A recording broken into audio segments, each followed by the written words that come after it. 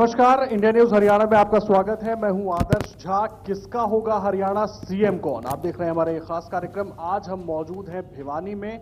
यहां की जनता से जानेंगे उनकी दिक्कतें क्या हैं, उनकी समस्याएं क्या है, उनके जनप्रतिनिधियों का क्या कहना है, वो किन मुद्दों पर चुनाव लड़ रहे हैं, ये सब कुछ हम जानने की कोशिश करेंगे। और कितनी समस्याएं पिछले 5-10 सालों में उनकी दूर हुई हैं, ये सब कुछ हम जानने की कोशिश करेंगे।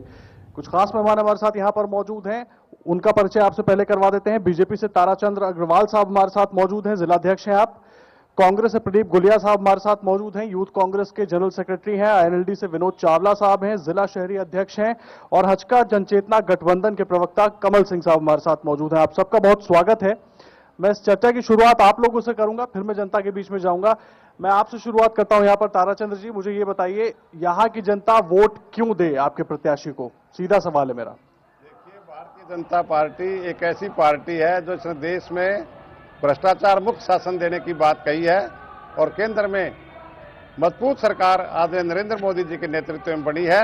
इसलिए भारतीय जनता पार्टी अपना अधिकार समझती है कि हरियाणा को भी भ्रष्टाचार मुक्त करने के लिए और हरियाणा में असंतुलन जो विकास में था उसको संतुलित विकास करने के लिए, जोर शोर से विकास करने के और भिवानी की समस्याओं को मिटाने के लिए। साहब, हरियाणा की बात तो हम करेंगे, पहले फोकस भिवानी से अगर ऊपर ले जाए तो ज्यादा अच्छा होगा। भिवानी के बाद भिवानी के मुद्दे मुझे बता दीजिए। भिवानी असंतुलन का सबसे बड़ा उदाहरण है। जैसे हम खरक से आगे निकलते हैं तो वहां तक रोड कोई और है और रोहतक जिले में कोई दूसरी है, 4 लेन है। भिवानी में विकास बिल्कुल नहीं हुआ। ये हमारा मेन मुद्दा है, चाहे सड़क की बात हो, चाहे सीवर की बात हो, चाहे बिजली पानी की बात हो, सारी ऐसी समस्याएं हैं, चाहे शिक्षा की बात हो। ये सारी ऐसी दिक्कतें जो भिवानी को वर्तमान हुड्डा सरकार ने, कांग्रेस की सरकार ने रखी है, उनको दूर करने के लिए हम चुनाव लड़ रहे हैं और हम विकास हमारा मेन मुद्दा हो। 5 साल में क्या किया विधायक जी ने, मुझे बताइए। हमारे विधायक जी ने अपोजिशन में थे, अपोजिशन में होते जो कर्तव्य विधायक का था उन्होंने पूरा किया। विधानसभा में समय समय पर भिवानी की समस्याओं के बारे में अपनी आवाज उठाई, लेकिन हमारी संख्या कम थी और सरकार पूरी तरह से एक क्षेत्र रोहतक पार्लियामेंट पर ही सबको ध्यान केंद्रित कर रही थी। हमारे विधायक ने उठाया लेकिन उनकी बात को सुना नहीं गया और जहां जहां कुछ उनका सुना तो उन्होंने करवाया। चलिए, संख्या कम थी इसलिए सुना नहीं गया। प्रदीप गुलिया साहब, कांग्रेस की सरकार थी यहां पर, बात आप इनकी सुन रहे हैं, संख्या कम थी इसलिए भिवानी में काम करने नहीं दिया गया। वजह क्या थी, एक तो ये बताइए, और दूसरा आपके प्रत्याशी को वोट क्यों दे यहाँ की जनता, भिवानी की जनता? ताराचंद अग्रवाल जी मेरे बहुत ही सीनियर नेता, आदरणीय है। बेशक ये बीजेपी पार्टी में, मैं इनकी बात सुन रहा था तो मेरे को थोड़ी थोड़ी हंसी भी आ रही थी। बाबूजी कह रहे हैं कि हमारे विधायक ने आवाज उठाई, हमें यही नहीं पता। मैं आपको सच्चाई बताता हूं, 5 साल से हमारा विधायक है ही कहां। जनता ने, भिवानी की जनता ने उन पर विश्वास जताया। अरे आप कोई तो काम, कोई आवाज तो विधानसभा में उठाते। सिर्फ और सिर्फ प्लाट काटने का काम, अपना बिजनेस बढ़ाने का काम यहाँ के विधायक ने किया। इसके अलावा भिवानी में जो भी काम हुआ वो सिर्फ और सिर्फ कांग्रेस पार्टी ने करवाया। इससे पहले क्या काम हुआ ये बता दीजिए। भिवानी में मैं आपको बताता हूं, देखिए सबसे ज्यादा जरूरी अगर किसी को भी आप आगे बढ़ाना चाहते हो, शिक्षा की बात है। भिवानी में लड़कियों के लिए गर्ल्स कॉलेज कांग्रेस पार्टी ने बनवाया, भूपेंद्र सिंह हुड्डा जी ने बनवाया। यूनिवर्सिटी बहुत बड़ी चीज होती है, घोषणा नहीं हुई। यूनिवर्सिटी की घोषणा के बाद यूनिवर्सिटी शुरू हो गई, वीसी लगा दिया गया, उसमें एडमिशन हो गई। 600 बच्चों के रिकॉर्ड है, एडमिशन भी हो चुके हैं उसमें। इसके अलावा शहर में 2 फ्लाईओवर बनाए गए, व्यवस्था को सुधारने के लिए 2 फ्लाईओवर बनाए गए। इसके अलावा शहर में सौंदर्यीकरण के लिए 4 पार्क बनाए गए, वाटर वर्क्स बनाए गए। कितने, मैं अगर काम आपको गिनाने लगूंगा तो आपके पूरा टाइम इस काम गिनाने में चला जाएगा। और ये मैं झूठे नहीं गिना रहा, ये काम यहाँ हुए हैं, आप देख सकते हैं। ठीक है, हम देख सकते हैं। विनोद चावला साहब, आप मुझे बताइए, आपके प्रत्याशी को वोट क्यों दे यहाँ की जनता? देखिए, आप लगातार देख रहे हैं कि आज हरियाणा प्रदेश के अंदर लगातार 10 साल से कांग्रेस की सरकार है। उस 10 साल के अंदर जनता के बीच में कौन पार्टी गई, चाहे वो भ्रष्टाचार का मुद्दा हो, उसके लिए प्रशासन से लड़ाई करने की बात हो या सरकार के आगे अपनी बात रखने की बात हो, तो इंडियन नेशनल लोकदल ने हर मुद्दे के ऊपर अपना पक्ष बहुत अच्छे से रखा, जनता के साथ खड़े होकर रखा। दूसरी बात, प्रत्याशी को वोट क्यों दें? वो इसलिए दें प्रत्याशी को कि हमारा एक ही ध्येय है कि भिवानी के अंदर जो मेन भाई हमारे, चाहे मौजूदा विधायक बीजेपी वालों की बात करें, चाहे पहले कांग्रेस वालों की बात करें, आज जनता को क्या चाहिए कि भ्रष्टाचार ना हो, कानून व्यवस्था ठीक हो, सीवर व्यवस्था ठीक हो, रोजगार हो, बेरोजगारी ना हो। इस तरह के मुद्दे जो जनता को जो चाहिए, उस चीज की बात ना करके हवाई फायर जो कि धरातल पे ही नहीं है, वो चीजें ये लोग करते हैं। रही बात पहले जो विधायक रहे यहाँ पे 5 साल पहले, और बात करते हैं ये प्रॉपर्टी की, जी जी, इनके बारे में भी बड़े बड़े अखबारों के अंदर एक चीज लिखी हुई आई थी कि हुड्डा के अंदर वो विधायक जी के नाम से प्लाट थे। ये तो आप ये बता रहे हैं कि उनको वोट क्यों ना दें, आप ये बताइए आपको वोट क्यों दें, मैं ये जानना चाह रहा हूं। हमें वोट ये दें कि हमारा एक ही पक्ष है कि हम दुख सुख में लोगों के साथ, भ्रष्टाचार मुक्त, कानून व्यवस्था ठीक, रोजगार और जो भिवानी की जो मूलभूत सुविधाएं हैं और जो ग्रामीण हलके के अंदर जो सुविधाएं हमें देनी है उसके ऊपर हम काम करेंगे। इसलिए हमारे प्रत्याशी को वोट दें। जो स्टेट लेवल के ऊपर जो बातें हैं, मुद्दे हैं, जो घोषणा पत्र है, उन तमाम चीजों के लिए हम साथ चल करके हम पार्टी के पक्ष में प्रचार करते हैं और उसके लिए वोट की मांग करते हैं। इसलिए वोट की मांग करते हैं। कमल सिंह जी, मुझे बताइए, जनता आपके प्रत्याशी को वोट क्यों दे, यहाँ की जनता, भिवानी की जनता? देखिए, अब तक बाबू ताराचंद अग्रवाल जी, प्रदीप गुलिया जी और हमारे भाई ने बताई हैं, बात चावड़ा साहब ने, ये सारी बातें किसी की सरकार रही हो जी, चाहे इंडियन नेशनल लोकदल की सरकार रही हो, चाहे कांग्रेस की सरकार रही हो और चाहे मौजूदा विधायक रहा हो, किसी भी आदमी ने मूलभूत समस्या उसके बारे में ध्यान नहीं दिया। अब यहाँ पिछले दिनों दाखिलों की मारामारी थी कॉलेज में, ये छात्र बैठे सामने, सभी ने आवाज उठाई कि कॉलेज के अंदर दाखिले होने चाहिए। ये बात करते यूनिवर्सिटी की, ये बात करते कॉलेज की। यहाँ 27,000 बच्चे ऐसे थे जिनको दाखिला ही नहीं मिला, चाहे वो बैल का कॉलेज की बात हो, चाहे तोसाम कॉलेज की बात हो, चाहे लोहारू कॉलेज की बात हो। उसके बाद में बहुत बड़ा एजिटेशन भी हुआ और यहाँ की जितनी सामाजिक संगठन थी, महापंचायत थी, उन्होंने कोशिश भी करी, लेकिन उसके बाद में दाखिले नहीं हुए। तो मैं मानता हूँ कि शिक्षा पे अधिकार की बात करती पार्टी, कोई भी पार्टी हो, और शिक्षा उनको मिलती नहीं, तो किस बात के वोट मांगने अधिकारी हैं। दूसरी बात यह है कि विपक्ष का विधायक हो चाहे कोई विधायक हो, उसमें इतनी, ठीक है उसने आवाज उठाई, मैं उसकी बुराई नहीं कर रहा, लेकिन उन्होंने इस बारे में विधानसभा के अंदर ये यूनिवर्सिटी की बात करते हैं या स्पोर्ट्स यूनिवर्सिटी खोलनी थी, मिनी कुपा माना जाता है इसको। यहाँ के अंदर लगभग 18 तो अर्जुन अवार्डी हैं और बीच में 3 द्रोणाचार्य अवार्ड है। उसके बाद में खाली एक खाना पूर्ति कर दी यूनिवर्सिटी के नाम से, स्पोर्ट्स के नाम से क्या खोल लिया? मैं पूछना चाहता हूँ, एक स्पोर्ट्स का एक वो लगा दिया, बाकी कुछ नहीं किया। तो यहाँ सीवर की व्यवस्था भी ऐसी है, पानी की व्यवस्था की है, कानून व्यवस्था की है। आज हॉस्पिटल की बात करते हैं, मैं कहता हूं कितने कंसल्ट डॉक्टर हैं, फिजिशियन नहीं है यहाँ, बच्चों का डॉक्टर नहीं है, गायनी की डॉक्टर नहीं है, जितने पीएचसी सेंटर है, चाहे झोझू का हो, चाहे मिरान का हो, चाहे तुसाम का हो, चाहे कहीं का हो, वहां डॉक्टर भी नहीं है। कानून व्यवस्था बुरा हाल है, दिन दहाड़े हत्या हो रही है, चैन छीनी जा रही है। तो मैं मानता हूं इसके लिए ये जितने भी आदमी हैं, जो भी पार्टियां हैं, वो पार्टियां गंभीर नहीं है, उनको गंभीर मानना पड़ेगा। हम ये चाहते हैं कि इसमें गंभीर मुद्दे पे कोई अच्छा कैंडिडेट यहाँ चुन के जाए ताकि वो आवाज उठा सके। जी, गंभीर मुद्दों पे कोई अच्छा कैंडिडेट चुन के जाए तो यहाँ पे कुछ भला हो सकता है। बहुत सारी महिलाएं भी हमारे साथ मौजूद हैं आज यहाँ पर। मैम, आप बताएंगे यहाँ पर कितना काम हुआ है, जो दावे कर रहे हैं सभी दल, वो कितने ठीक है? मैं पहले कांग्रेस के जो हमारे यहाँ प्रवक्ता खड़े हैं, मैं उनसे ये पूछना चाहूंगी कि आपकी सरकार ने जो वायदे महिलाओं के लिए किए थे, उनकी सुरक्षा के लिए किए गए थे, उनको कितना निभाया गया है? और क्या वो मुझे परसेंटेज बता पाएंगे कि आपके भिवानी क्षेत्र में ही कितनी % महिला जो हैं आज पीड़ित हैं, अलग अलग चीजें हैं, अलग अलग प्रॉब्लम्स हैं, और उनको कितना सुना जाता है, कितना उनको पुलिस स्टेशंस में कंसीडर किया जाता है और कितनी औरतों को जाकर कोर्ट में बेइज्जत होना पड़ता है? मैं इनसे पूछना चाहूंगी। प्रदीप गुलिया जी, जवाब देंगे इसका? जी जरूर दूंगा। जी, हमारी आदरणीय जो बहन जी ने जो भी सवाल पूछे, मैं सिर्फ आपको एक बात कहना चाहूंगा। मेरे भाई कमल अभी बहुत सारी बातें कह रहे थे, मैं यहाँ भाषण देने नहीं आया हूँ, मैं बिल्कुल सही और स्पष्ट बात कहूंगा। बिल्कुल सही स्पष्ट बात कीजिए, वही सुनने हम भी आए, लोग भी आए हैं। हमारी बहन जी ने जो कहा ये बात ठीक है, महिला सुरक्षा को लेकर कांग्रेस भी गंभीर है और हमेशा से मुख्यमंत्री जी ने हमेशा कभी भी अगर कोई ऐसा मामला उनके सामने आया, उन्होंने कभी किसी को नहीं बख्शा। इससे पहले मैं आपको बताना चाहूंगा, जब INLD की सरकार थी, पहले वो उससे सर्टिफिकेट थोड़ी मिल गया आपको कि आपके राज्य में कुछ भी हो रहा है तो आप बच जाए, आप कहते हैं हमारे दाग उनसे हल्के हैं। बात कीजिए ना, हम बचने की कोई बात नहीं कर रही, ये मैं जिम्मेवारी लेता हूँ। तो कालांतर की कहानी मत सुनाइए, वर्तमान की बात कीजिए। ये प्रशासन की और सरकार की जिम्मेवारी बनती है। हाँ, तो एक आदमी बात बताइए ना, लेकिन आप आज की बात नहीं, मैं यही कह रहा हूँ, कालांतर का उदाहरण देकर ये बता रहे हैं कि मैं यही कह रहा हूँ। मुख्यमंत्री जी ने, कांग्रेस के किसी भी नेता ने कभी भी अगर कोई शिकायत ऐसी आई है, उस पर पूरा कदम उठाया और कभी भी किसी को निराश लौटने नहीं दिया। बात रही पॉइंट की, मैं कोई पॉइंटों के मेरे बारे में, मैं इस बारे में कुछ ज्यादा बता नहीं सकता, लेकिन यह कहना चाहूंगा कि कांग्रेस का जो शासनकाल रहा है, इसमें वो भय का माहौल नहीं रहा जो पिछली सरकारों में रहा है।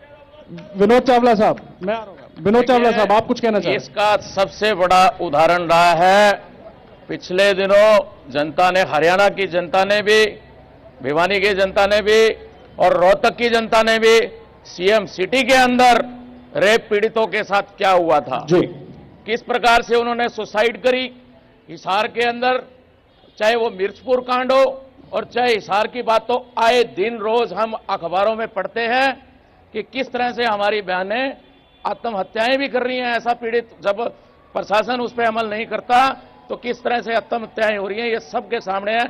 आए दिन हम रोज अखबारों में पढ़ते हैं, रोज अखबारों में प्रकार से एक महिला सुरक्षा का मुद्दा आपने उठाया। इसके अलावा यहाँ भिवानी की और क्या दिक्कत, बड़ा मुद्दा है ये भी, इसके अलावा महिलाओं को लेकर ही और दूसरे क्या? जैसे आपने बात की कि गर्ल्स कॉलेज यहाँ सुना है, गर्ल्स की सेफ्टी के लिए क्या किया गया। आपने अभी बात की कि मुख्यमंत्री जी उनको बहुत अच्छे से कंसीडर करते हैं, हेल्प आउट करते हैं, लेकिन उन औरतों को क्या जो मुख्यमंत्री तक पहुंच ही नहीं सकती, उनको कौन मदद करता है? कहां पर आपने लेडीज के लिए अलग थाने बनवाए हैं? कहां पर अगर कोई औरत अपनी कंप्लेंट देने जाती है वहां पर एक लेडी ही कांस्टेबल या लेडी पुलिस ऑफिसर उसको सुनती है? और ऐसी कितनी ऐसी बातें होती हैं जो एक औरत, अगर संस्कार की हम जहां बात करें, वो औरत जो है वो जेंट्स के सामने, जो पुलिस वालों के सामने वो वर्ड्स नहीं बोल सकती, उसके बाद उसको वहां पर भी टॉर्चर ही मिलता है, अच्छा रिजल्ट कभी नहीं मिलता। अच्छा रिजल्ट नहीं मिलता या सही सुनवाई नहीं होती। आप दोनों से है मेरा सवाल, बीजेपी कांग्रेस दोनों से है मेरा सवाल। इनका सवाल आपने सुन लिया, मैं दोनों जवाब लूंगा, बताइए। मैं बहन जी के सवाल से बिल्कुल सहमत हूँ, 100% सहमत हूँ जी। एक औरत जो जाती है पुलिस के सामने या तो वो सारी बातें नहीं बता सकती, ये बिल्कुल सही है। और ये प्रशासन की जिम्मेवारी है कि वो ऐसी व्यवस्था करे, इसी तरह की महिला कोर्ट्स बनाए, महिला वकील निश्चित करे इस काम के लिए। विधायक जी ने आवाज उठाई इसके लिए? हाँ जी, विधायक जी ने इसके लिए आवाज उठाई? विधायक जी ने समय समय पर जहां भी विधायक जी उठा सकते थे, विधायक जी ने उठाई है। और हमारी सरकार आएगी तो हम ये जरूर करेंगे। मतलब सरकार नहीं आएगी तो विधायक जी की कोई जिम्मेदारी नहीं बनती भिवानी के प्रति? लेकिन उसका कितना इंप्लीमेंट होगा ये हमारी स्ट्रेंथ पर डिपेंड करता है। लेकिन इस बार हमारी सरकार आएगी और हम निश्चित रूप से ये महिलाओं की सुरक्षा देंगे। जी, निश्चित रूप से महिलाओं की सुरक्षा देंगे। मैं आ रहा हूं चावला साहब, पहले मैं कांग्रेस से जवाब लूंगा। गुलिया साहब, सवाल आपने सुन लिया, जवाब दे दीजिए। इन्होंने तो अपना जवाब दे दिया कि इनकी सुनवाई नहीं हो रही। बिल्कुल, मैं मैडम को बताना चाहूंगा। इन्होंने कहा कि भी आपने गर्ल्स, मैडम को मत बताइए, भिवानी की जनता को बताइए। इन्होंने बताया कि गर्ल्स कॉलेज तो खुल गया। मैं आपको बताना चाहूंगा, गर्ल्स कॉलेज के सामने स्पेशल महिला पीसीआर की ड्यूटी, चाहे वो गवर्नमेंट गर्ल कॉलेज हो, चाहे आदर्श कॉलेज हो या और कॉलेज, स्पेशल महिला पीसीआर पुलिस वहां मौजूद रहती है हर टाइम। और रही बात दूसरी की महिला थाने क्यों नहीं खुलवाए गए, मैं बताना चाहूंगा भिवानी में चाहे कोई भी थाना, भिवानी में पूरा हरियाणा में, उसमें स्पेशल 2 या 3 लेडीज ऑफिसर महिला को रखा गया ताकि किसी महिला की कोई शिकायत हो तो वो कम से कम उनकी बैठ के बात सुन सके। जी, चलिए बात सुन सके। और भी महिलाएं हैं, उनसे ही बात करेंगे। विनोद चावला साहब, आप भी कुछ कहना चाह रहे हैं? हाँ, मैं बिल्कुल बहुत अच्छे से कहना चाहूंगा। कांग्रेस का, जैसे इन्होंने कहा कि पीसीआर लगी हुई है, मैं इस वक्त दावे के साथ कह सकता हूं पिछले 7 दिन के अंदर, अगर ये पिछले, ज्यादा दूर नहीं जाते अब, जी जी, क्या पिछले 7 दिन के अंदर जितनी जनता बैठी है, किसी ने भिवानी के अंदर पीसीआर देखी महिला की? बता दीजिए, किसी ने देखी है? किसी ने नहीं देखी। नंबर 1 बात। गुलिया साहब, नंबर 2 बात, बीजेपी विधायक हाथ उठा दीजिए। कितने लोगों ने देखी है? पहले वो लोग हाथ उठा दें। कितने लोगों ने नहीं देखी है? नहीं देखी वालों की संख्या ज्यादा दिख रही है मुझे यहाँ। दूसरी बात, चलिए आपको भी जोड़ लेता हूं। बीजेपी के विधायक हैं, एक बात बहुत अच्छे से आई कि कहते हैं कि महिला सुरक्षा पे हम ध्यान देते हैं। मैं इनकी बात से सहमत हूं जी। वो किस तरीके से है कि हमारे यहाँ पे जो मंत्री थी प्रदेश के अंदर, श्रीमती किरण चौधरी जी, उनका बड़ा ध्यान रखा इन्होंने। कोई भी समस्या हो या किसी प्रकार की कोई बात हो, कोई सेटिंग की बात हो, बड़े ढंग से सेटिंग करते थे जी, और बढ़िया सिस्टम से पूरी भिवानी को लूटा। और किसी समस्या के बारे में मैं ये दावे के साथ कह सकता हूं, जितनी जनता बैठी है, आज तक प्रशासन के पास कोई धरना देने का काम हो या किसी बात को रखने का काम हो, मैं बिल्कुल इस बात पे, अगर चाहे श्वेत पत्र देते हो, अगर ये ना देते हो तो मैं आज इस बात के लिए श्वेत पत्र देने को तैयार हूं। जी, श्वेत पत्र देने को तैयार है। कमल सिंह जी, आपसे प्रतिक्रिया, इन सब की बात आप सुन रहे हैं, सहमत हैं इनसे? जो बात, जो अपने अपने तर्क जो सब दे रहे हैं उससे? देखिए, बात ये नहीं है कि जैसे गुलिया साहब कह रहे हैं पीसीआर लगा दी जी। आप पीसीआर से खाली क्या चीज दिखाना चाहते हो? बात ये है कि हमें सामाजिक जो ताना मरना है उसको सुधारने की जरूरत है। खास तौर पे एक सोशल हमारे बीच में जो बातें आ रही हैं उसको कैसे सुधारा जाता है? एक तरफ तो प्लाटों के ऊपर कब्जा किया जा रहा है, एक तरफ आप उसको संरक्षण दे रहे हैं, एक तरफ गुंडागर्दी को बढ़ावा दे रहे हैं। इस पीसीआर से क्या फायदा?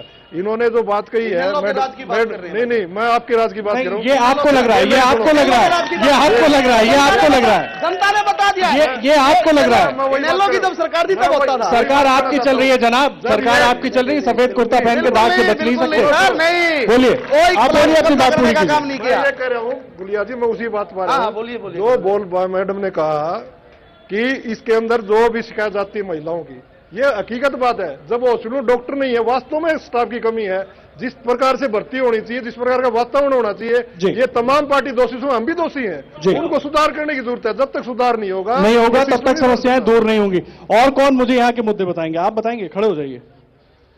यहाँ के मुद्दे क्या हैं? असली मुद्दे क्या हैं? सब दावे तो अपने अपने राजनीतिक कर रहे हैं, मुद्दे क्या है? भिवानी की जनता की दिक्कत न तो पानी है, न सड़क टूटी हुई है, और न महिलाओं की सुरक्षा है। बस सब पूर्व सिस्टम है, सब पुराना ही सिस्टम है। आप बताइए, आप खड़े होइए। सुरक्षा नहीं है, पानी नहीं है, सड़क की बात कर रहे हैं, आप बताइए, आप क्या जोड़ेंगे? भिवानी के अंदर जी सीवर पानी की व्यवस्था सब किरण चौधरी ने करवा दी है। कोई भी ऐसा गली मोहल्ला नहीं है जहाँ सीवर व्यवस्था पानी की मैडम किरण चौधरी नहीं करवाई हो। अब भी जगह जगह मशीन लगी हुई है, आप देख सकते हो, जगह जगह मशीनें सीवर साफ कर रही है।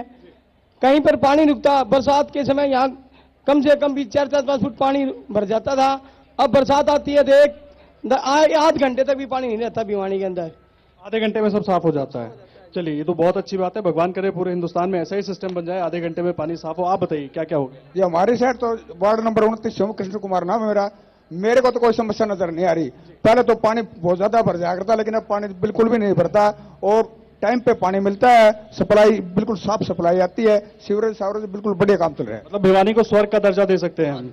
चलिए, भिवानी स्वर्ग बन गया। आप बताइए सर, आप बताएंगे क्या क्या? अशोक मास्टर जी, वार्ड नंबर 28 से हूँ, और हमारे यहाँ मोहल्ले में इतना काम हुआ है, इतना विकास हुआ है, पानी का, सीवर का, कोई भी गली नहीं छोड़ी गई है, और हम बिल्कुल सौरभ सा जीवन व्यतीत कर रहे हैं। रोडों की थोड़ी कमी है, बाकी भिवानी में शिक्षा के बारे में हर चीज की हमें सुविधा मिल रही है। तो इसके लिए जिम्मेदार कौन है, यहाँ के विधायक या कौन? विधायक ने तो कभी आंख खोल के देखा नहीं, वो तो प्लाट बेचा कर सारा बस, और कोई का काम नहीं। चलिए, विधायक ने कभी आंख खोल के देखा नहीं। मैं और भी लोग हैं। सर, आप बताएंगे यहाँ पर कितना काम हुआ है? आप प्लीज खड़े हो जाइए और बताइए, यहाँ पर जो दावे हो रहे हैं, काम हुआ है, क्या है मुद्दे यहाँ के? मुझे भिवानी के बारे में ज्यादा नहीं पता है, पर मैं ये जानना चाहता हूँ, अशोक खेमका जी ने जो म्यूटेशन कैंसिल किया था, आज की सरकार ने वो जमाई राजा के लिए क्यों स्पेशल रेजोल्यूशन पास करके दिया है? इसका जवाब देंगे गुलिया साहब? वो उनकी क्या कंट्रीब्यूशन है इस देश के लिए, क्यों वो दिया गया है? गुलिया साहब जवाब देंगे इसका? ऐसा है मेरे आदरणीय सर, जो जिन्होंने ये सवाल पूछा, अच्छा होता अगर ये भिवानी का कोई सवाल पूछते जी। अब ये वहां खेमका जी को उठा के ले आए, लेकिन मैं बात हम भिवानी की करते हैं। आप हरियाणा, इनेलो, इतिहास, विकास, और जब इन्होंने हरियाणा जुड़ा मुद्दा पूछ लिया तो आप भिवानी पर आ गए। आप खुद ही कह रहे थे, हर बार आप नहीं ले सकते, जनता भी ले सकती है। आप खुद ही कह रहे थे कि भिवानी की बात करें तो क्या है, मैं इसीलिए, लेकिन इन्होंने जो सवाल पूछा है मैं बताना चाहूंगा, इन्होंने जो सवाल पूछा है मैं बताना चाहूंगा। खेमका जी और इन जैसे बहुत सारे अफसर अपने को हाईलाइट करने के लिए ऐसे सरकार पर, मुख्यमंत्री पर आरोप लगाते रहते हैं। उसमें कोई सच्चाई नहीं थी, उसकी सारी जांच करवा ली गई, कोई सच्चाई नहीं पाएगी, वो सब कुछ ठीक है। ऐसे अपने आप को हाईलाइट करने के लिए मैं भी किसी के ऊपर कोई आरोप लगा दूंगा, इससे कोई आरोप सिद्ध नहीं होता। जी, आप कुछ कह रहे थे? मैं ये कह रहा हूँ, जैसे कह रहे थे कि भिवानी सड़क बना दिया। अगर भिवानी सड़क होता, अगर सारी चीज होती, बिजली पानी की बात है, पानी मोल लियाने नहीं पड़ता। आज इस बात को स्वीकार करना पड़ेगा कि वास्तव में सीवर की कमी है, पानी की कमी है, हम सबको मिलकर समाधान का। अगर ऐसी बात होती तो यहाँ से कांग्रेसी प्रत्याशी हारता नहीं जी, जिसकी वो बेटी भी थी जी। तो मैं कहना चाहता हूँ, एक बात और कहना चाहता हूँ, रही शिक्षा की बात, ये कहते शिक्षा बुरी है। 27,000 बच्चे जिन्होंने 10,000 रुपए लेट फीस से, 17,000 लेट फीस से उन्हें फीस जमा करानी, फिर 27,000 बच्चे तो रह गए जिन्हें दाखिला नहीं मिला। तो शिक्षा का बुरी हुई, बताओ। इनके बाद कमल जी बोलिए, आप जो बात कर रहे हैं, जो छात्र हमारे एडमिशन से वंचित रहे, वेस्ट कॉलेज आपके सामने, आप कैमरे में दिखाएंगे, दिख जाएगा। जो माननीय विधायक बीजेपी के घनश्याम सराफ जी, वो इसी कॉलेज के ट्रस्टी हैं। क्यों नहीं उन्होंने जाके बच्चों का एडमिशन करवाने का काम किया? क्यों नहीं पूरी करते हैं? अग्रवाल साहब जवाब दे दीजिए। बात सुनो, ये गलत करे, सुनो, ये गलत करे। गवर्नमेंट कार्य तो सरकार का है, दाखिले क्यों नहीं? इसमें भी नहीं, और दाखिला हुआ है नहीं, सरकार ने दाखिला कहीं हुआ है, लेकिन दाखिला कहीं नहीं हुआ है, विधायक जी ने दाखिला हुआ है। आपको विधायक जी ने भेजा, आप भी बता दीजिए। नैतिक करते हुए कि मुख्यमंत्री होता है या जो भी मंत्री आकर यहाँ की मंत्री थी जी, और वहाँ की मंत्री 13,000 वोटों से भिवानी शहर से आ रही हैं। अगर वो काम कराती, दूसरी सारे गवर्नमेंट कॉलेज का क्लेम करते हैं, लड़कियों का कॉलेज काम करते हैं, तो एडमिशन तो वहाँ कराने थे जहाँ सरकार को भेज देनी है। जी, वेस्ट कॉलेज में अपनी कैपेसिटी है, हमने वहां से एजुकेशन उठाया है, हमारे विधायक जी बैठे हैं वहां पे, हमने अपना नैतिक कर्तव्य पूरा किया। यूनिवर्सिटी बड़ी उसमें अग्रवाल साहब, मुझे बड़ा अचंभा हो रहा है, हर बात पे आप गेंद जो है वो सरकार के पाले में डाल दे रहे हैं, विधायक के खाते में कुछ डाल ही नहीं रहे हैं। सरकार ने बनाया जी, पुल हमारे विधायक के समय में बना, वो तो सरकार ने बनाया, क्योंकि आप तो विपक्ष में थे, आप क्या बनवा सकते हैं, तो पुल भी तो हमारे विधायक ने बनाया। अगर इसी तरह आप मानते हैं तो काम हुआ। तो चलिए ठीक है, कुछ और सवाल ले लेते हैं, फिर आता हूं। आप बताइए, आप खड़े होइए। शिक्षा की बात ऐसी है, शिक्षा का व्यापारीकरण सिर्फ कांग्रेस ने किया है। जितने भी एमएलए एमपी हैं उनका खुद का एक कॉलेज मिल जाएगा सबका। और दूसरा, सीटें लिमिट कौन करता है?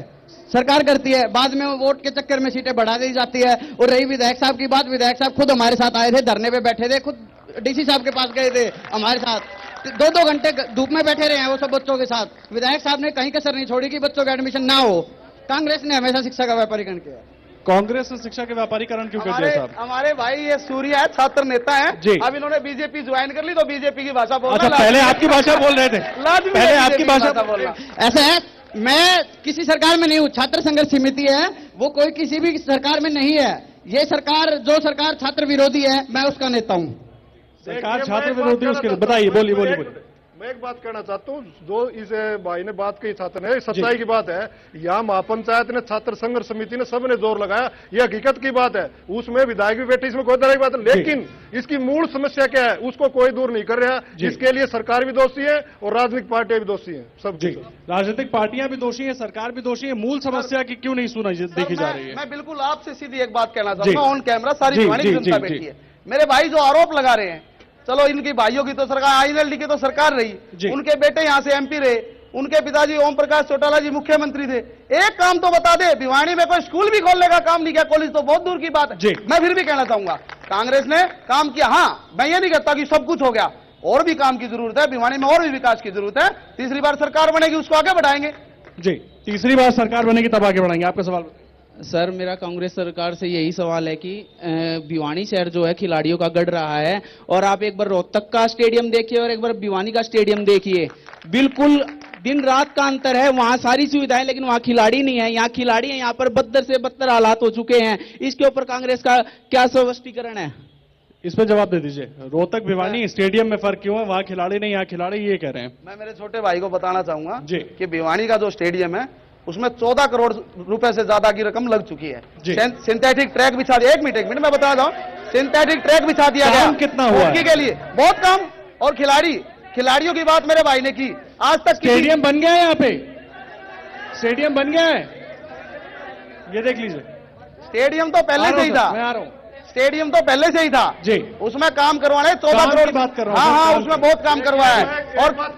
और खिलाड़ियों को, एक मिनट कमल जी, एक मिनट, और खिलाड़ियों को आज तक किसी सरकार ने खिलाड़ियों की सूद नहीं ली। आज की कोई भी खिलाड़ी जो मेडल लेके आता है उसको करोड़ों रुपए देने का काम करती है सरकार, कांग्रेस सरकार ने की है। गोलिया जी को एक बात नॉलेज के लिए बता रहा हूँ, पूरी इंडिया की जनता एक बात बताना चाहता हूँ। सबसे पहले किसने घोषणा करी थी खिलाड़ियों को पैसे देना है, प्रोत्साहित दिया, लेकिन कुछ सबसे पहले दिया कुछ। मैं खेल रत्न चौटाला जी ने, ओम प्रकाश चौटाला जी ने अपनी सरकार के अंदर, ये ऑन रिकॉर्ड की बात है, कोई भाई आरटीआई लगा पता कर सकता। मैं भिवानी बॉक्सिंग से जुड़ा हूँ, जैसे अपने चावड़ा जी करे हैं। मैं एक वो पुरानी बात में नहीं जाना चाहता, लेकिन इन्होंने क्या किया, एक बार जब ओलंपिक में गए बच्चे, उनको मेडल मिला था, तो वहां अभय सिंह चौटाला अध्यक्ष थे बॉक्सिंग के, उन्होंने खाली लफाफे दे दिए, न्यूज़पेपर में भी आए थे। और रही बात, यहाँ लगभग यहाँ के खिलाड़ी ओलंपिक में 5 गए हैं और 5 कॉमनवेल्थ में गए, एशियन गेम में गए। मैं पूछना चाहता हूं, जो मिनी क्यूबा है बॉक्सिंग की, आपके चैनल भी दिखा और चैनल भी दिखा रहे, तो यहाँ पर बॉक्सिंग की बहुत बड़ी अकादमी क्यों नहीं खुली? इसके लिए दोषी सरकार और कौन है, बताइए आप जी। इसका जवाब दे दीजिए। एक सवाल और सुन लीजिए। सर, जो पदक लाते हैं, ओलंपिक हो गया, कॉमनवेल्थ हो गया, उनमें जो पदक लाते हैं उनको तो सब कुछ न्यौछावर कर देते हैं, लेकिन जो कांस्टेबल भर्ती होते हैं खिलाड़ी कोटे से, उनको वहां पर जाके देखो मधुबन, उनको एक ढंग से खाना भी नहीं मिलता। ढंग से खाना भी नहीं मिलता, सुविधाएं नहीं मिलती। जवाब दे दीजिए गुलिया साहब, दोनों सवाल आपके हो गए। ऐसा है भाई साहब, मैं आपको बताना चाहूंगा कि जितने भी खिलाड़ी जो पदक लेके आए, उनको सम्मान, बिल्कुल नौकरी देने का काम सरकार ने किया, उनको करोड़ों रुपए देने का काम सरकार ने किया और उनका उत्साह बढ़ाया। खिलाड़ियों के लिए हर तरह की सुविधाएं हरियाणा सरकार ने दी। मेरे भाई जो अभी बोल रहे थे, एक मिनट चावला जी, एक मिनट चावला जी, मैं बता रहा हूँ, मेरे भाई कह रहे आप बता, इनकी सरकार रही है। चलो कमल भाई जी हमारे का इस बात का भी जवाब, लेकिन इनकी तो सरकार रही है। विनोद चावला जी मेरे को बताए क्या किया इन्होंने खिलाड़ियों के लिए, एक काम बताए खिलाड़ियों के लिए क्या, ऐसे बोलने से सरकार रही है। आपके सामने जवाब है, आप सब देखते हैं, जवाबों से बचने की सरकार रही है, आप सब देखते हैं, सरकार तो रही है, सबको पता है। सरकार ने, मुख्यमंत्री चौधरी भूपेंद्र सिंह हुड्डा ने खिलाड़ियों के लिए बहुत कुछ किया और इतना मैं आपको दावे से कह सकता हूं, कोई भी मुख्यमंत्री खिलाड़ियों के लिए इससे अच्छा कुछ कर ही नहीं सकता। बताइए अग्रवाल साहब, बहुत देर के बाद आप चर्चा में हिस्सा ले रहे हैं। जो कह रहे हैं ये बात में ठीक नहीं है। जो खिलाड़ियों के मेडल लाने के बाद कुछ देना अलग बात है और मेडल लाने से पहले उनके लिए करना दूसरी बात है। यही सवाल भी है कि मेडल लाने के पहले उनको प्रोत्साहित करने के लिए क्या किया जाता है। मेरे कितने साथी खिलाड़ी यहाँ बैठे हैं, मैं चाहता हूँ कि इनके लिए हुड्डा साहब कुछ करते। मेडल लाने के बाद तो इतना प्रसिद्ध हो जाता है आदमी, वो भी कर देते और समाज भी कर देता है। कुछ और सवाल भी ले लेते हैं सर, अब खड़े हुए।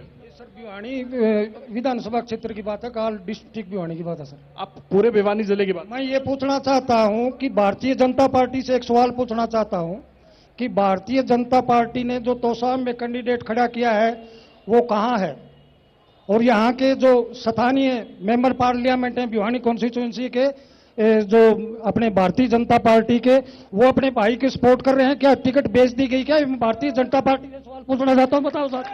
अग्रवाल साहब जवाब दे दीजिए। ये कोई मुख्य, ये जो आज का प्रोग्राम है ऐसा सवाल नहीं है। भारतीय जनता पार्टी का निशान वहां है, आप भारतीय जनता पार्टी के कैंडिडेट से मिलना है, आपको वोट डालना ले सकते हैं। अगर आप मिलना चाहें तो मिल सकते हैं। आप भारतीय जनता पार्टी का निशान है आपके लिए, भारतीय जनता वोट डाले, वहां का कैंडिडेट है, आप उससे मिले, आप उसके कितने समर्थक हैं ये अलग बात है। नहीं, इसका जवाब तो उसके भाई खुल्लम खुल्ला अपने भाई राजबीर लाला की सपोर्ट कर रहे हैं, जाके देखो ये बेच दी गई टिकट भारतीय जनता पार्टी। ये बात आप कह रहे हैं, ये बात हमें नहीं लगती, हमें ऐसी बात का कोई जानकारी नहीं है, ये बात आप कह रहे हैं। नरेंद्र मोदी के और रामविलास शर्मा धर्मवीर के पोस्टर लगा के, बैनर लगा के और अपने वोट मांग रहे, कह रहे कि मोदी जी ने मेरे को टिकट दी है, और धर्मवीर लाला राजवीर के वोट मांग रहा है, और साथी गुणपाल चेयरमैन भी लाला के वोट मांग रहा है, जो तोशाम विधानसभा कैंडिडेट है। हमने अभी लोकसभा का चुनाव लड़ा था, दुष्यंत चौटाला नरेंद्र मोदी का फोटो लगा के वोट मांग रहा था और वहां सरसा में भी मांग रहे थे। कोई किसी का पोस्टर लगा के वोट मांगे, उससे हमारा कोई लेना देना नहीं है। भारतीय जनता पार्टी का वहां उम्मीदवार है, भारतीय जनता उम्मीदवार रहेगा, वहां अमित शाह का पोस्टर लगा जी, कोई एक पोस्टर तो दिखाएं कि नरेंद्र मोदी का पोस्टर लगा के उन्होंने कहीं वोट मांगे हो।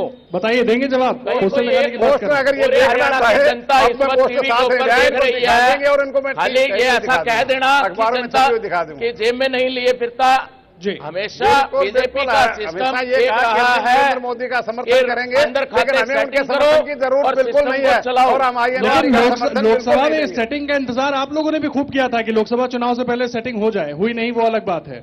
ये देखिए, ये तो मेरे से आप भी जानते हैं, मैं भी जानता हूं और आपके नेता भी जानते हैं। देखिए, ये सवाल आप जो सेटिंग की बात कर रहे हैं, ये खुल्लम खुल्ला था जी। शुरू में हमारे सुप्रीमो चौधरी ओम प्रकाश चौटाला जी ने बाकायदा इस बात के लिए कहा था कि अगर मोदी बहुमत लाते हैं तो हम समर्थन करेंगे बिना शर्त के जी, और वह आज भी हमारा समर्थन है बिना शर्त के, बिना शर्त के हरियाणा की नीतियों पे चले।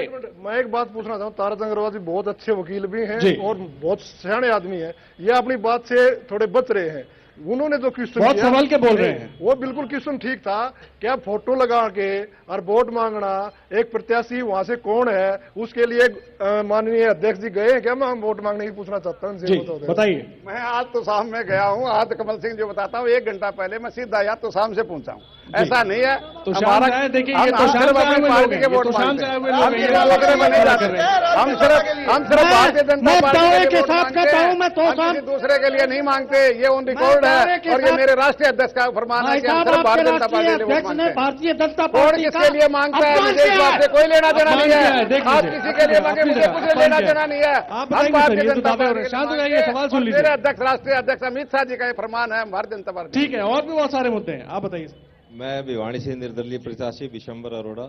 मैं तो एक बात कहना चाहता हूँ, जितना तर्क ये सब दे रहे हैं, सहमत हैं आप उससे? देखिए, ये तो मैं समझता हूँ ठीक नहीं है। जो भी पार्टी अगर डिसीजन करती है, अगर ठीक डिसीजन करना चाहिए। बाकी सभी मामलों की बात कर रहा हूँ, विकास, सुरक्षा, शिक्षा, सबके हिसाब से आप भी क्योंकि निर्दलीय प्रत्याशी हैं यहाँ से, इसलिए सवाल मैं आपसे। मैं एक छोटा सा पहले आंसर देना चाहता हूँ। प्रत्याशी जो एमएलए का होता है ना जी, ऐसा प्रत्याशी होना चाहिए, संघर्षशील और हमेशा प्रगतिशील होना चाहिए।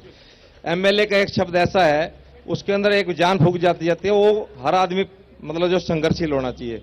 मैं कहता हूँ भिवानी का प्रत्याशी भी ऐसा हो, हमेशा पब्लिक के बीच में जुड़ा रहा हो और संघर्ष करता रहा हो। मैं 30 साल से भिवानी से शहर की जनता के लिए संघर्ष कर रहा हूं, क्योंकि पहले हमारे परिवार से 5 बार हम एमसी बने, चेयरमैन भी रहे।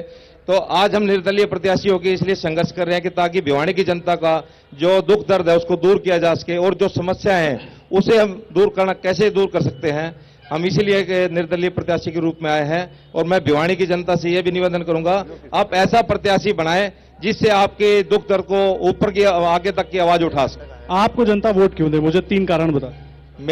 मेरा निर्दलीय प्रत्याशी आने का कारण यही है कि 30 साल से और उससे पहले हमारा परिवार, मेरी भाभी चेयरमैन रही, मैं भी चेयरमैन रहा, मेरे भाई भी यहाँ से एमसी रहे भिवानी से, क्योंकि शुरू से पब्लिक से जुड़े रहे। हम उनके लिए काम किया, पब्लिक के लिए काम किया और आगे भी करेंगे, हमारा दृढ़ निश्चय है।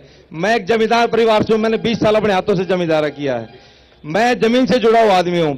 एमएलए प्रत्याशी ऐसा होना चाहिए, जमीन से जुड़ा जो व्यक्ति होता है उसको पता होता है दुख दर्द का कैसा होता है, किसान का दुख दर्द कैसा है, उसका दर्द, उसको क्या चाहिए समय समय पे, उसको कैसे बीज खाद मुहैया कराना है, उसके लिए कैसे संघर्ष करना है। एमएलए जो उसके अंदर जो ताकत है, एक निर्दलीय प्रत्याशी और अपोजिशन का प्रत्याशी भी, मतलब एमएलए बहुत संघर्षशील होना चाहिए, मेरा मतलब कहने का है। अब वो संघर्ष आज तक नहीं मिल पाया, यह हमें दुख दर्द है इस बात का। ये दुख है। बैठिए, आप बताइए। मेरा जो है, चारों प्रतिनिधि हमारे पार्टियों के खड़े हैं। मैं ऐसा मान के चलता हूं कि प्रशासन का राजनीतिकरण हो चुका है, इसलिए आप किसी को भी वोट क्यों दिया जाए, जब तक भ्रष्टाचार और कानून व्यवस्था ठीक नहीं होगी, और वो ठीक कैसे होगी, जब तक आईएएस और आईपीएस की रिस्पॉन्सिबिलिटी फिक्स नहीं होगी। अगर शहर के अंदर कोई क्राइम होता है तो यहां का जो जिले का जो अधिकारी है, चाहे वो एसपी है चाहे वो डीसी है, उसको भी सजा साथ में मिलनी चाहिए। जब ऐसी कौन सी पार्टी है जो इस मुद्दे को रखेगी और पब्लिक के साथ इस बात को वादा करेगी, उसी पार्टी को वोट देने का अधिकार है। बाकी तो सब निरंकुश अत्याचारी लोग हैं, इनको किसी को वोट देना था, नोटा को वोट दो, इससे बढ़िया। नोटा को दो, लेकिन मुझे लगता है जो बात आप उठा रहे हैं वो किसी के भी मैनिफेस्टो में नहीं है। आप चारों लोग इसका जवाब देंगे एक एक लाइन में, लेकिन चारों लोग। आप शुरू कीजिए, ताराचंद अग्रवाल जी। देखिए, मैं शशि भूषण जी जो बात उठाई है इससे पूर्ण सहमत हूं जी। ये रिस्पॉन्सिबिलिटी सरकार की भी है, ऑफिसर्स की है, प्रशासन की है। मैं भारतीय जनता पार्टी ने केंद्रीय स्तर पर यह निश्चित किया है और लागू किया है, और हम वादा करते हैं कि भारतीय जनता पार्टी प्रदेश स्तर पे भी इस तरह की रिस्पॉन्सिबिलिटी। लेकिन आपके मैनिफेस्टो में ये बात नहीं लिखी हुई है। मैनिफेस्टो मैंने अभी पूरा पढ़ा नहीं है, 1-2 दिन से अभी तक आपने मैनिफेस्टो नहीं पढ़ा है। लेकिन हमने, हमारी पार्टी का ये विचार है कि हमने केंद्र में जो किया है यहां भी करेंगे। आप लोगों से ज्यादा मेहनत तो हम कर लेते हैं, मुझे सबका मैनिफेस्टो याद है। आप बता दीजिए। हमारे पास 1-2 दिन बाद में पहुंची है सारी बातें, हम मैदान के घोड़े हैं। आपको ज्यादा मेहनत करनी चाहिए, वोट मांगने आप जा रहे हैं, हम नहीं। लेकिन हमने ये वादा करते हैं कि हम ये जरूर करेंगे, क्योंकि हमने केंद्रीय स्तर पर ऐसा किया है। जो वादे बीजेपी ने लोकसभा चुनाव से पहले किए थे, वही वादे अब झूठे वादे फिर दोहरा रहे हैं। अपने वादों की बात करें, अपने वादों की बात करें। हमारे मैनिफेस्टो में आपके भी नहीं है ये। नहीं कहा, हमारे एक भाई, खुश होने की जरूरत नहीं है, आपके मैनिफेस्टो में नहीं है। हमारे भाई शशि भूषण भारद्वाज जी ने जो ये सवाल उठाया, मैं इसका समर्थन, अच्छी बात है, ये बिल्कुल सही कह रहे हैं कि अब ऑफिसर जो हैं, डीसी एसपी, उनकी भी एक जिम्मेदारी तय होनी चाहिए। और इसके लिए मैं आपसे वादा करता हूं कि हम अगर सरकार तीसरी बार हमारी बनती है तो इसके लिए जरूर काम मुख्यमंत्री सिफारिश करेंगे। जी, सिफारिश करेंगे। चलिए आप सब कह रहे हैं। कमल जी, मैं आ रहा हूं चावला साहब। कमल जी, एक बात कहना चाहता हूं, जो शशि भूषण जी ने जो बात कही है बिल्कुल जायज बात है। इसके लिए सामाजिक दबाव भी जरूरी है, क्योंकि प्रशासन पे किसी सरकार में कुछ भी खड़े हो गए, गुलिया जी कुछ कह ले, ताराचंद जी कुछ कह ले, जब सरकार आ जाएगी तो प्रशासन पर दबाव बढ़ाएंगे। इसके लिए एक सामाजिक संगठन तैयार रहना चाहिए ताकि दबाव बढ़ा नहीं सके और सही काम, जायज काम हो। जी, समाज से तो आवाज समय समय पर उठती रहती है, लेकिन जरूरत है कि हमारे प्रतिनिधि उसको सुने। आप बताइए चावला साहब। बिल्कुल, मैं जैसे शशि भूषण जी ने जो बात कही है, इनकी बात से सहमत हूं और इनको मैं बधाई देता हूं कि आज की डिबेट में ऐसा एक इन्होंने सवाल उठाया है जो पूरे हरियाणा की जनता आज इस सवाल को देख रही है। दूसरी तरफ पार्टी के स्टैंड की जहां तक बात है, कानून व्यवस्था और भ्रष्टाचार की बात मैंने यहां स्टेज पे आते ही पहले कही थी कि हमारी पार्टी का मुद्दा हम इसको पूरा करेंगे। और जैसा कि पिछली सरकार में हुआ था, इनेलो की सरकार थी, तब हर गांव के अंदर जाकर के खुले दरबार लगाए गए थे, जनता दरबार लगाए गए थे, उनकी समस्याओं के साथ उनकी पालना। जवाबदेही तय होगी नहीं होगी ये बताइए। बिल्कुल होगी। कैसे होगी? मैनिफेस्टो में तो किसी के जिक्र नहीं है। कोई 1500 रुपए दे रहा है बुजुर्गों को, कोई 2000 दे रहा है, कोई 1200 दे रहा है, कोई बिजली 10 पैसे में दे रहा है, कोई फ्री कर रहा है, लेकिन ऐसे ठोस मुद्दे कहीं नजर नहीं आ रहे किसी के भी मैनिफेस्टो में। कानून व्यवस्था और भ्रष्टाचार इसी तरीके से खत्म होगा जब किसी व्यक्ति की या ऑफिसर की जवाबदेही तय होगी। ये लगातार हमारे सभी बड़े नेता, चाहे वो चौटाला साहब कहते हो, चाहे अजय सिंह कहते हो या और अन्य नेता कहते हो, ये हमेशा एक बात कही जाती है कि ऑफिसरों की जवाबदेही तय करेंगे। जवाबदेही तय करेंगे, ऑफिसरों की जवाबदेही तय होनी चाहिए। आप अपना सवाल। सरकारी अध्यापक हूं मैं एक, और पात्र अध्यापक संघ हरियाणा का मैं प्रदेश अध्यक्ष भी रहा हूं, अभी राजकीय अध्यापक संघ हरियाणा का अध्यक्ष हूं मैं। वर्तमान जो 10 साल की सरकार है, 2 मिनट में उस पूरी पृष्ठभूमि को बताना। बहुत लंबा नहीं, सवाल पूछ लीजिए अपना। सवाल ये है कि जब से भूपेंद्र सिंह हुड्डा जी इस सरकार जैसे बनी 2010 साल से, तो जो सरकारी कर्मचारी लगाए गए, सबसे पहले गैस टीचर लगाए गए, जो एक गलत नीति के कारण लगा दिए गए। आज वो लोग सड़कों में धक्के खा रहे हैं। उसके बाद एक लिस्ट आई पीटीआई की, जो हाईकोर्ट ने उसको खत्म कर दिया कि गलत है, भ्रष्टाचारी है, ये गलत हुआ, गड़बड़ गजाला हुआ है। सुप्रीम कोर्ट तक वो मामला चला हुआ है। उसके बाद मामला आता, स्टेट का पात्रता परीक्षा एक लागू कर दी गई, उसमें आज लाखों बच्चे पात्रता परीक्षा को पास करके आज लोग सड़कों में धक्के खा रहे हैं। उसी में भी फिर एक केस चला थंब इंप्रेशन का 13,200 पे। उसके बाद फिर भूपेंद्र सिंह हुड्डा ने फिर इन युवाओं को उलझाने के लिए मानसिक शोषण करते हुए 4 साल का एक्सपीरियंस बना के फिर से लेक्चरर कैडर के रूप में सिलेक्शन दे दिया, और अभी जाते जाते 9870 की जेबीटी की भर्ती करके वो लिस्ट भी आउट कर दी। अब उनके लिए ना कोई जगह है, उससे पहले ही कोर्ट में केस हो जाता है। तो भूपेंद्र सिंह हुड्डा जी ने आज 1 लाख कर्मचारी कम युवाओं को कहीं का न छोड़ा है, मानसिक प्रताड़ित किया है, शोषण किया है। और मैं एक कर्मचारी हूं, खुद आपके सामने खड़ा हूं। मैं भी आज माननीय भूपेंद्र हुड्डा जी और इस सरकार के खिलाफ हाई कोर्ट में मैंने रिट डाल रखी है कि भ्रष्टाचार हुआ, और हाई कोर्ट के नोटिस के बाद आज उन तमाम इनके एमएलए को टिकट दे दी गई। सीएम के खिलाफ मेरा एफिडेविट हाई कोर्ट में लगा रखा है मैंने। तो मैं इनसे पूछना चाहता हूं कि हमारे साथ जो युवा है, जो इस देश के कर्णधार हैं, जो एजुकेशन में शिक्षक के रूप में लगते हैं, तो ये मानसिक प्रताड़ना हमारी क्यों की जा रही, क्यों ये पात्रता परीक्षा बनाई? जब बैकडोर एंट्री आपने करनी होती है, जब आपने इंटरव्यू के नंबर ज्यादा लगा दिए जाते हैं, तो आप कमजोर साथी को अगर आप ले आओगे, तो शिक्षक क्योंकि देश का निर्माता होता है, और अगर आप न्यू कमजोर रखोगे तो आप कैसे उम्मीद रखोगे कि अच्छा शिक्षक होगा और अच्छे बच्चे आएंगे, और ये देश में जो माहौल आज हर तरह से। जवाब देंगे गुलिया साहब, सरकार पर बड़ा सवाल है। पहले तो मैं आपको यह कहना चाहूंगा, मेरे भाई आनंद ने आपको पूरा इंट्रोडक्शन अपना दिया नहीं। ये सरकारी कर्मचारी तो अभी हुए हैं, इससे पहले ये इनेलो के नेता थे और अब भी इनेलो के नेता हैं। लेकिन फिर भी मैं इनका बात का जवाब देना चाहूंगा। सवाल इनका गलत है, हाँ ना में बता दीजिए। नहीं, सवाल इनका बिल्कुल गलत है। बिल्कुल गलत। अरे भ्रष्टाचार तो इन्होंने किया है, जेबीटी घोटाला तो इन्होंने किया है। कांग्रेस सरकार ने बहुत अच्छा, मुख्यमंत्री सुनिए क्या किया।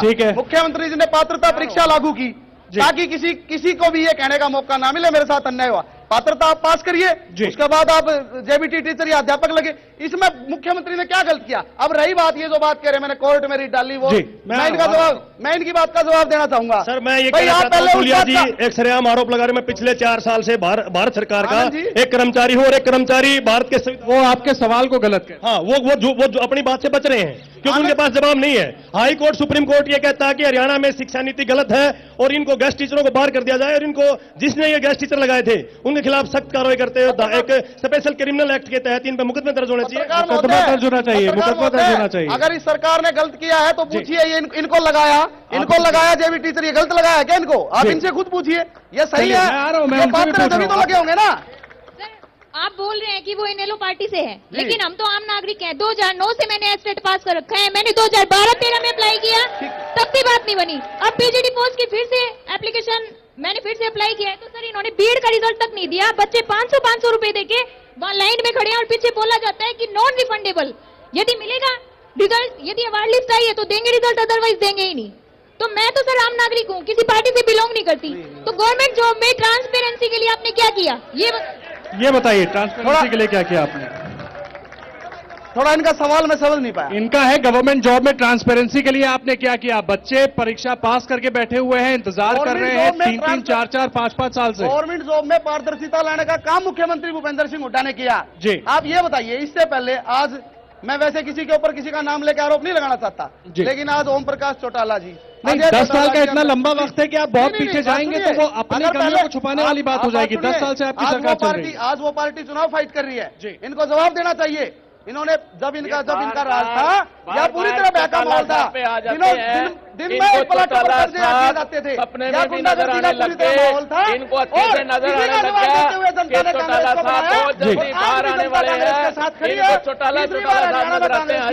लेकिन जनता जब सवाल कांग्रेस से कर रही है तो आप चौटाला जी की याद क्यों दिलाने लगते हैं? आप कांग्रेस फेस कीजिए, अपने 10 साल के कार्यकाल का जवाब ठोस तरीके से दीजिए। मैं आपको जवाब देने से नहीं रोक रहा हूँ, आप चौटाला जी की बात करके बचना शुरू कर देते हैं, तब शक होता है। मैं जवाब देने से बिल्कुल नहीं बच रहा, मैं तो आपको बिल्कुल क्लियर ये बात कह रहा हूँ। पारदर्शिता तो कांग्रेस सरकार ने की है नौकरियों में जी, इससे पहले हुए घपले तो हुए। आप बताइए सर प्रोविजन बताइए। आप बोलते हैं कि शिक्षा का अधिकार लागू किया, सूचना का अधिकार लागू किया, आप प्रोविजन बताइए कि आपने क्या किया। टॉपर बच्चों को सर, टॉपर बच्चों की कट ऑफ लिस्ट हाई जाती है, लेकिन इंटरव्यू में उनको फेल कर दिया जाता है, क्यों किया जाता है सर? अगर आप ईमानदारी से बात करोगे, आप भिवानी से ही हो, आप भिवानी से ही हैं, मैं आपसे पूछना चाहूंगा गवर्नमेंट गर्ल कॉलेज भिवानी में बनाया या नहीं?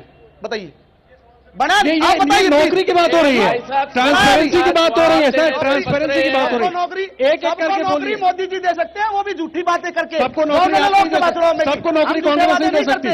कांग्रेस ने लाखों युवाओं को रोजगार देने का दावा कर रहे हैं, कितना ठीक है। आप स्टूडेंट हैं, टीचर हैं, आप बताइए टीचरों को लेकर जो बात हो रही है इसमें कितना?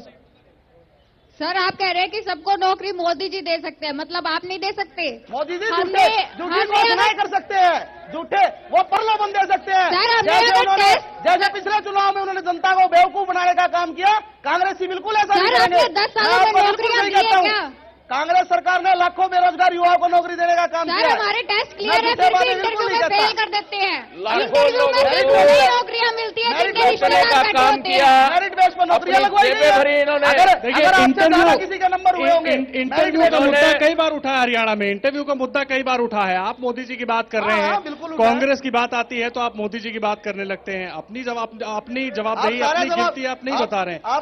आपका सवाल बगल में बैठे साथी खड़े आपके जो है वो कर रहे हैं, आप बता दीजिए अग्रवाल साहब। देखिए थोड़ा एक मिनट, चौटाला जी ने जो भ्रष्टाचार किया उसका भ्रष्टाचार का फैसला कोर्ट ने कर दिया जी, वो उसकी सजा भुगत रहे हैं। अगला फैसला भी जल्दी किया है। लेकिन मैं चावला जी की बात कर यही कह रहा हूं कि वो मुख्यमंत्री हैं और उनकी कोई इंक्वायरी नहीं हो सकती, चाहे पीटीआई भर्ती हो। डिप्लोमा पहले लिया, 8वीं 10वीं बाद में पास किया, ये आ चुका है कोर्ट से। और मेरे साथी ने जो बात उठाई थी आनंद ने, मैं उस बात से सहमत हूं कि कर्मचारियों की ये मैं नहीं कहता कि हम क्या करें, मैं टेक्निकल बात है, लेकिन अस्थायी कर्मचारी हैं, इनकी जो भी बातें हैं जिनकी हम उनका सहानुभूति पर विचार करेंगे। लेकिन सरकार ने घोटाले किए नौकरी दे सकते हैं, वो नहीं दे सकते। और घोटाले जो सरकार ने किए वो आगे आएंगे तो जो चौटाला के साथ हुआ दूसरे के साथ भी हो सकता है। लेकिन गुलिया साहब कह रहे हैं मोदी जी सबको नौकरी दे सकते हैं, वो नहीं दे सकते। नौकरी की बात, सबको नौकरी की बात तो कह रहे हैं कि हम ये कह रहे हैं कि हम जो युवकों को रोजगार देने के लिए अपना ऐसी योजनाएं बनाएंगे, वो हम बात करते हैं ना। हम नौकरी की आज बात कर रहे हैं ना हमने लोकसभा में की। एक मिनट आप बताइए। हमारी पार्टी की इंडियन नेशनल स्टूडेंट ऑर्गेनाइजेशन के नाम से एक यूनिट है जी, जल्दी जल्दी जल्दी। दिग्विजय सिंह चौटाला हमारे उसके राष्ट्रीय अध्यक्ष हैं जी। उन्होंने लगातार पूरे प्रदेश में हर जिले में हर गांव के अंदर जाकर के शिक्षा को बढ़ावा देने की बात हमेशा करी। नौकरियों की बात कर रहे हैं, उस पे फोकस कर दीजिए। मैं उसी बात पे आऊंगा। नौकरियां देने की बात जब होती है जब छात्र पढ़ाई पूरी करेगा जी, जब पढ़ाई पूरी नहीं कर पाएगा तो कॉलेजों के अंदर सीटें नहीं, सीटों की लड़ाई जी। नौकरी तो आज अगर देने की बात होगी, पारदर्शिता देने की बात आएगी तो जब सरकार आएगी हम उस वादे को हम भी पूरा करेंगे। आप बताइए, समय नहीं है, बाकी के साथ समय पहुंचा, आप जल्दी बोलिए, कहानी मत सुनाइए, अपनी बात रखिए। जब तक अब इन्होंने ये कहा कि चौटाला साहब जेल के अंदर हैं, चौटाला साहब क्यों जेल के अंदर है? जो गुड़गांव के अंदर रॉबर्ट वाड्रा की जमीनों के मामले में जो अब थोड़ी देर पहले उनका क्वेश्चन आया था खेमका जी के बारे में, ए और बी टीम दोनों यहाँ पे मौजूद है। एक टीम तो ये पहले तो आवाज देती है कि ये कसूरवार नहीं है, ये बेकसूर है, फिर वो कहते हैं जी हम कसूरवार हैं। ये मुद्दा किसने उठाया? रॉबर्ट वाड्रा का मुद्दा ओम प्रकाश चौटाला जी ने उठाया। वो चौटाला जी ने मुद्दा उठाया, उसकी सजा आज वो जेल के अंदर। चलिए, वो तो आप लोग कह रहे हैं ना चुनाव में जनता फैसला करेगी। एक बार मैं कमल जी की प्रतिक्रिया ले लूं। कमल जी, मैं एक बात कहना चाहता हूं, छोटा सा कम शब्दों में, समय कम है, पीछे बहुत सारे लोग बचे। जब से हरियाणा बना है, सुनो, जब से हरियाणा बना है तब से लेकर, एक मिनट रुक जाओ जी, हेलो बोलिए बोलिए। जब से हरियाणा बना है तब से लेकर आज तक सिफारिश में नौकरी मिलती, इसमें कोई दोहराए की बात नहीं। किसी सरकार बनी हो, चाहे ओम प्रकाश चौटाला की बनी, चाहे भजन लाल की बनी हो, चाहे भूपेंद्र हुड्डा की बनी हो, ये इंटू सिस्टम खत्म होना चाहिए और इसके लिए जो योग्यता के आधार नौकरी मिले, इसके लिए सबको प्रयास करना चाहिए और हमने एजेंडे में शामिल भी किया इसको। जी, अपने एजेंडे में। गुलिया साहब, बहुत कम समय दूंगा, जल्दी से दे दीजिए, बहुत सारे लोगों के सवाल लेने हैं। मैं सिर्फ मुद्दे की बात करना चाहूंगा। मेरे भाई इनेलो के साथी चावला जी अभी बोल रहे थे कि छात्रों के लिए इन्होंने काम किया। मैं आपको बताना चाहूंगा, भिवानी की जनता यहाँ बैठी है, मैं छात्र नेता रहा, मेरे भाई कमल छात्र नेता रहे। भिवानी में जब हरियाणा में आईएनएलडी की सरकार थी, एक बात भिवानी के जवाब ले लीजिए।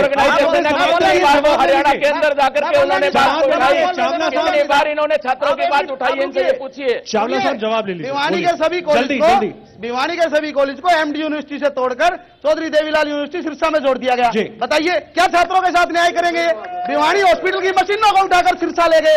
और तो आप बताइए, सवाल सुन लीजिए। अब मैं आखिर में आऊंगा आप लोगों के पास, सवाल सुन लीजिए। हमारा कांग्रेस से सवाल है, ये कहते हैं कि हमने फेयर सिलेक्शन किए हैं, ठीक है, क्या पढ़े लिखे से रोहतक में है क्या?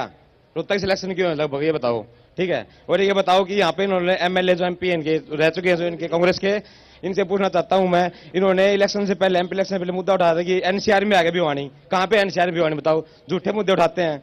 और बीजेपी से हमारे एक सवाल है, बीजेपी से ये मोदी जी कहते हैं हम साफ से लोगों को टिकट देते हैं। हमारे एमएलए जी घनश्याम सराफ जी विद्यानगर में 5 किले गौशाला के प्लाट काट दिए, बताओ। और खुद उसमें मौजूद है, उसके अंदर गौशाला के अंदर, वो बताओ, उसके अंदर फिर 5 किले उन्होंने काट दिए प्लाट। बताओ मोदी जी ने ऐसे बेईमान क्यों? इन दोनों का जवाब लेंगे। आप बताइए, आपका सवाल बताइए।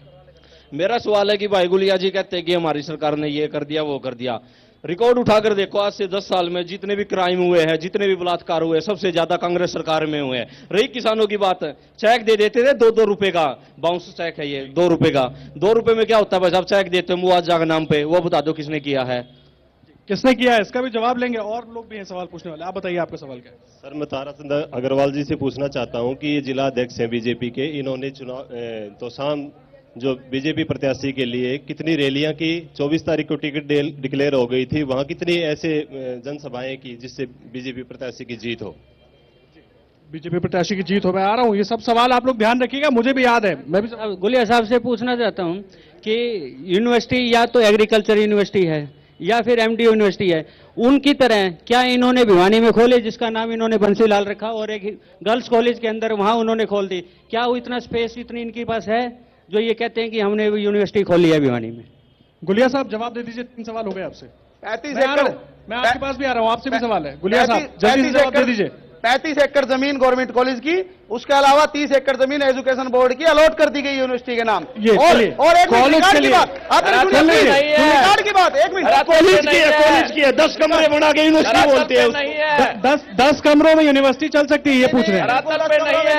केवल यूनिवर्सिटी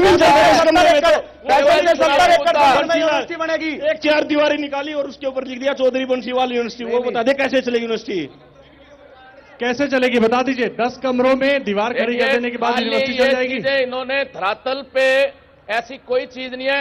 चुनाव नजदीक आते जवाब ले लीजिए चावला साहब, मजबूरी में समय नहीं है मेरे पास बहुत ज्यादा, जल्दी से। चावला साहब को सिर्फ बोलने के अलावा और कुछ कर नहीं सकते, कुछ किया तो है नहीं इन्होंने। जब इनकी सरकार, मैं बताता हूँ आपको और निकाल की जनता के सामने कहता हूँ, जब सरकार रही इन्होंने 700 करोड़ रुपए लगाने का काम भिवानी में किया। और जब से कांग्रेस की सरकार बनी 5400 करोड़ रुपए भिवानी जिले में लगाया कांग्रेस सरकार ने। और कौन है मेरे पास, आप अपने कैमरे में दिखाएं इसको। अस्पताल की क्या कंडीशन है वो पूछ लो।